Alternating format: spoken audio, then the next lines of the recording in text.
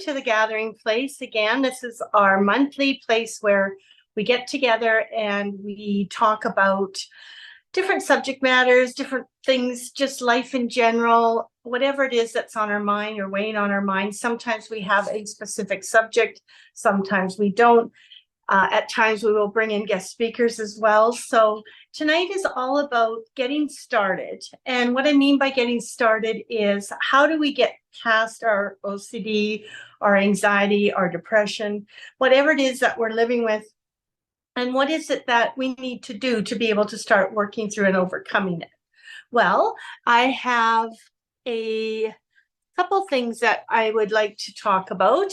And one of them being that I would like to be able to share with you some of the processes involved that are required to get started on the appropriate treatment, whether you're living with anxiety and OCD together, or living with anxiety and depression together, or living with all three, or just living with anxiety.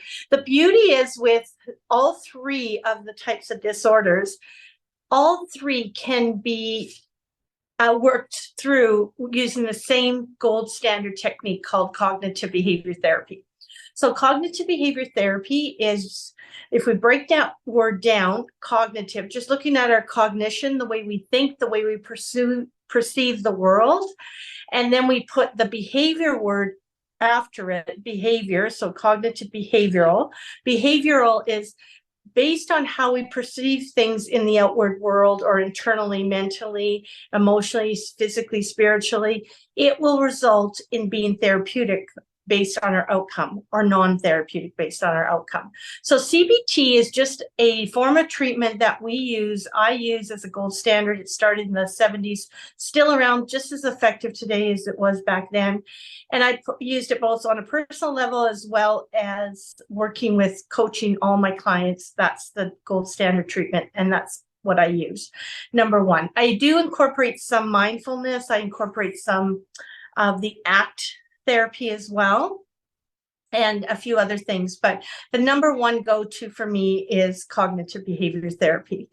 Now, if we look at within that treatment modality, the number one technique lies in that is called ERP, exposure response prevention. Now, just like the word says, we expose ourselves to the fears that are causing us anxiety, or we expose ourselves to the obsessions that we're obsessing about. And then the second part of that word, response prevention, we prevent ourselves, we stop ourselves from doing the normal compulsions or rituals, any form of behavior, whether it be in a mental form or an outward behavior, an outward act to bring down that anxiety. So we will always be able to recognize what it is that's required for us to be able to overcome the anxiety is those two things, CBT and ERP. So I want to just also mention that, so we talked about cognitive behavior therapy and we talked about ERP. So when I was doing my own process, going through my own therapy with cognitive behavior therapy and ERP, it was very overwhelming. And so I don't want to make it seem like it's an easy thing to do, but it's a worthwhile thing to do.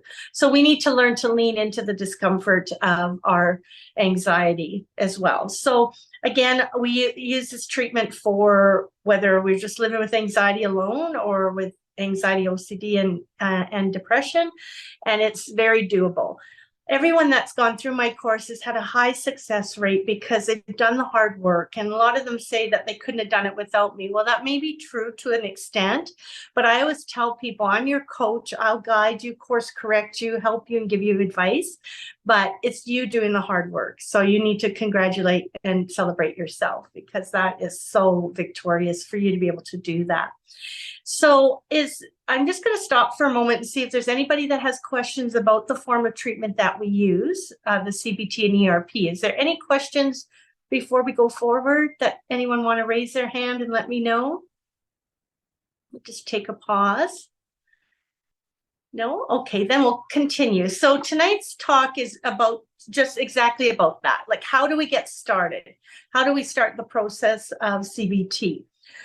Well, the first or one or two sessions when I meet with someone, we get a really good snapshot of what's going on in their life.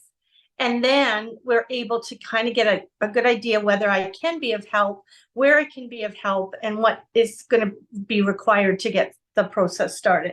So we will go through the family history, and sometimes people question whether or not we need to do that. I think it's an important piece, and here's why. Because often what we have where we have come from can make an impact on where we're going. So for example, with myself, when I look back, I had several people that in my family that had OCD. Once I was diagnosed, I realized, hey, there's been a few people in my life, generation before and the generation before that did odd or peculiar behaviors. At the time, we didn't know what it was. We just thought that was personality traits when it turned out to be OCD. So it's important that we recognize that we're able to be able to identify that. And sometimes there's a predisposition to developing OCD, anxiety, and depression based on our parents, and there is a genetic trait. Research is still being done. They don't know exactly how. But having said that, just because you live with someone or you've been born into a family that's had those three types of disorders, or one or all, doesn't mean that you're going to develop it, but you have more of a tendency to develop it. So I want to make that clear. And then also, a lot of times things that have been mirrored to us or modeled to us will actually be things that we will start to do because that's how we've learned. They're learned behaviors, and that's what keeps us feeling safe. So if you come from a family where your mother's very anxious or your father was very anxious, then that may be role model to you, and you may pass on those traits to the next generation or continue to live with those types of traits.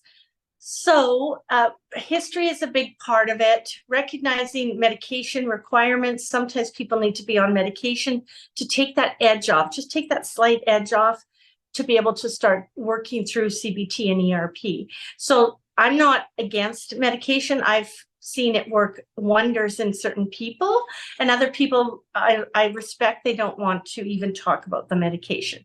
So medication does play a role in the biochemical, our neurotransmitters, specifically serotonin, is responsible for some of the anxiety and the OCD and depression that takes part. So those are some of the other factors we explore. And we do all this in the first and second session. So that's what I mean when I say snapshot. Think of a picture. It's really hard to see yourself when you're in the frame, right? That expression, it's hard to see the picture when you're in the frame. But certainly over time, we're able to break things down and go through it and make sense of everything that's going on in your life. Another big piece I find is that you need to know the right questions to ask the people that you're working with. There's a lot of professionals out there that don't know to ask, and no fault of their own, but it's unfortunate because then it brings people, especially in my line of work, I see people that have gone and seen several professionals and not got the appropriate help, and even worse yet, not get the appropriate diagnosis. So I am an expert in OCD, anxiety, and depression. Even with 29 years of psychiatric background in every field, I do not pretend to know and treat, nor do I want to. I want to stay in that one lane of expertise and help the people I can the best I can. So after we've gathered all the information, then comes the good part, the fun part. I call it the fun part, but it can be overwhelming, is we start to develop a foundation. We build that strong foundation by learning everything about you.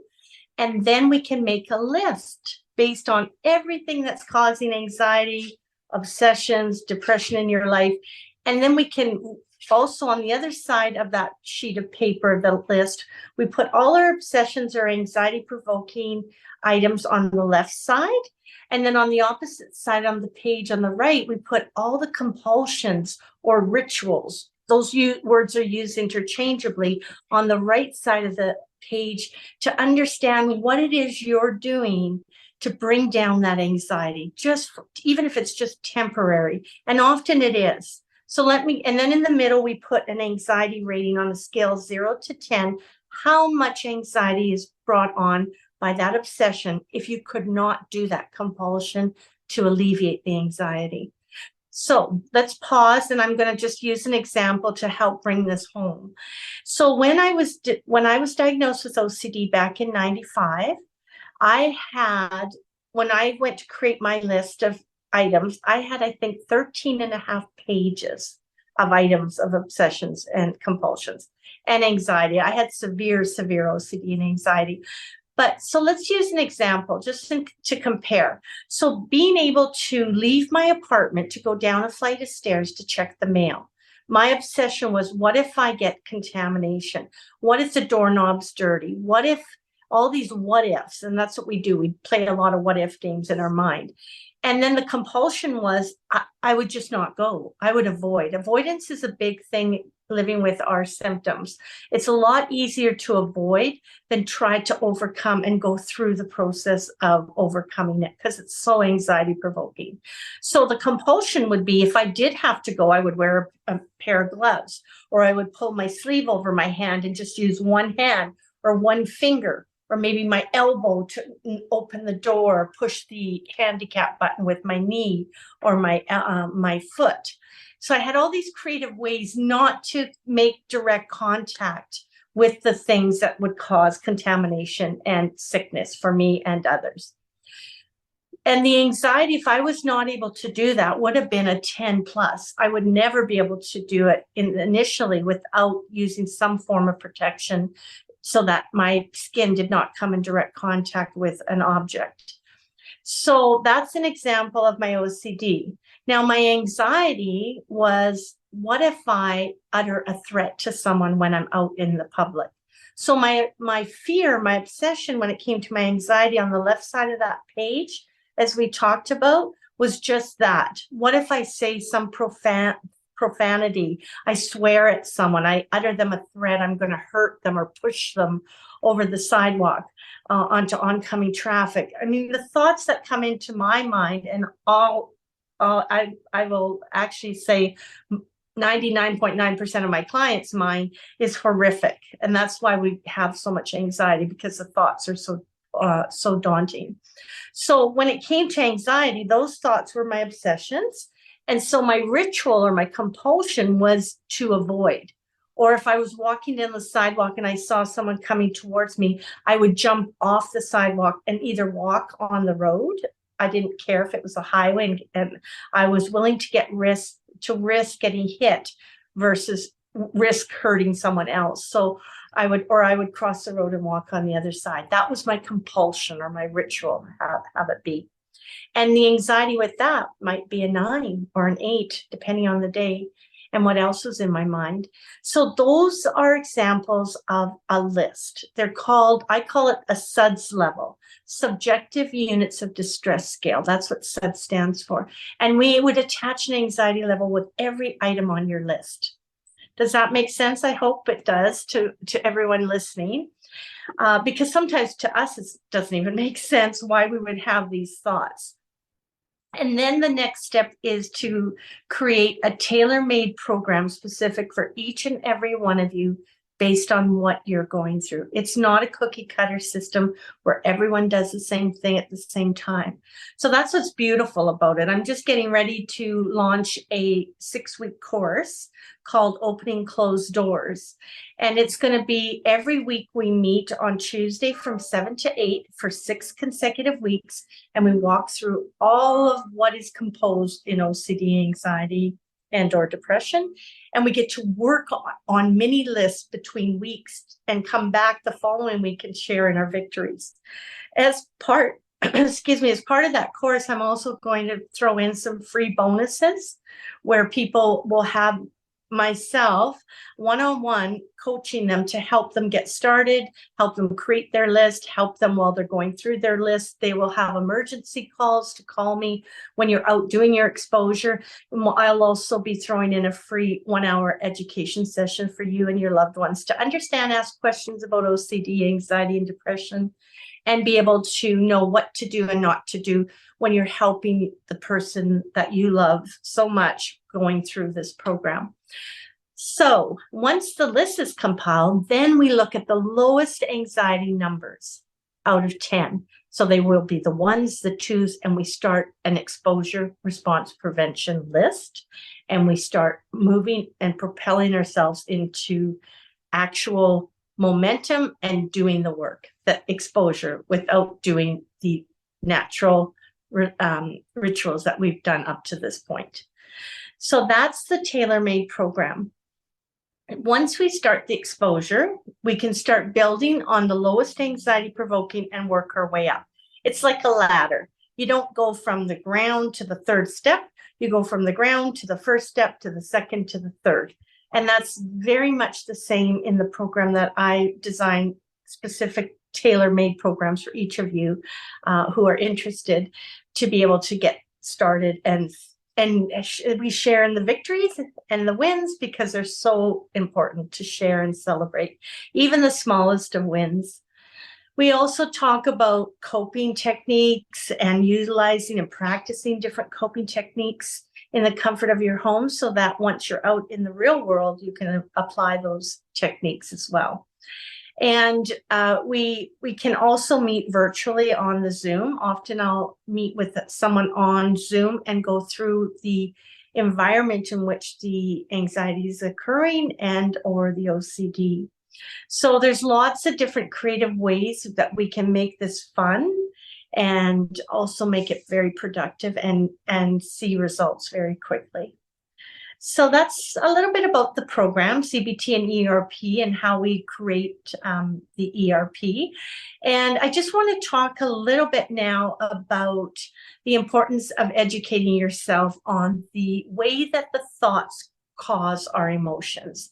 No matter what it is that you're living with when it comes to these things, these topics, I always tell people that we don't, and I don't want to minimize it, but we don't necessarily worry about the thoughts themselves, but we deal more with the emotions attached to the thoughts, because it's the emotions that get us and help us to want to surrender to whatever it is we're feeling, right?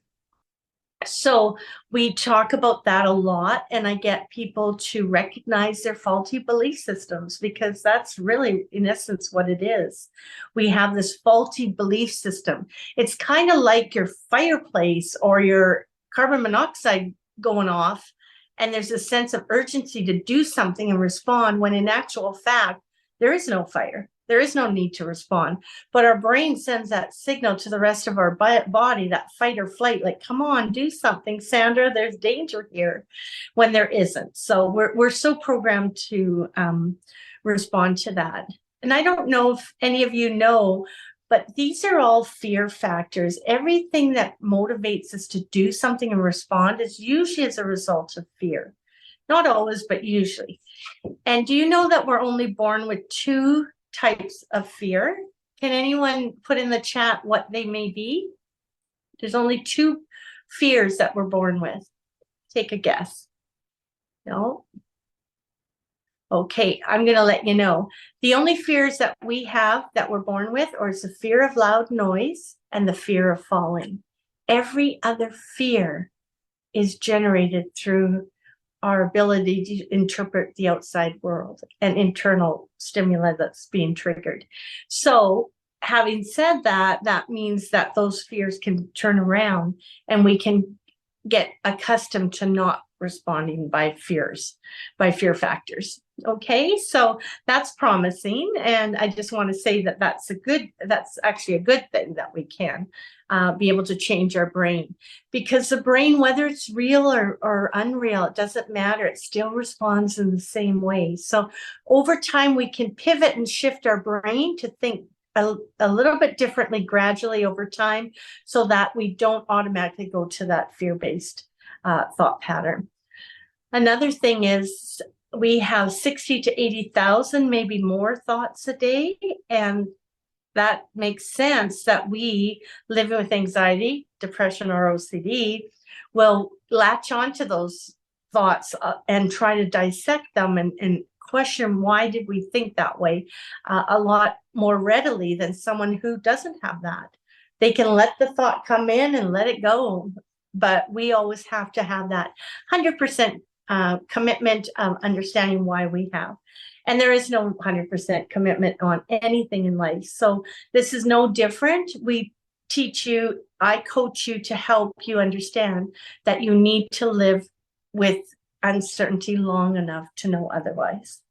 So I hope that's been helpful. I will stop there and answer any questions that people may have.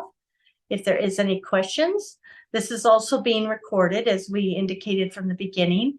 So the replay will be up and ready likely within the next several hours. My virtual assistant Daisy's in the Philippines, so we have a 13-hour window difference. So once she receives it, when we get off the recording, then she will translate it and put it on our website.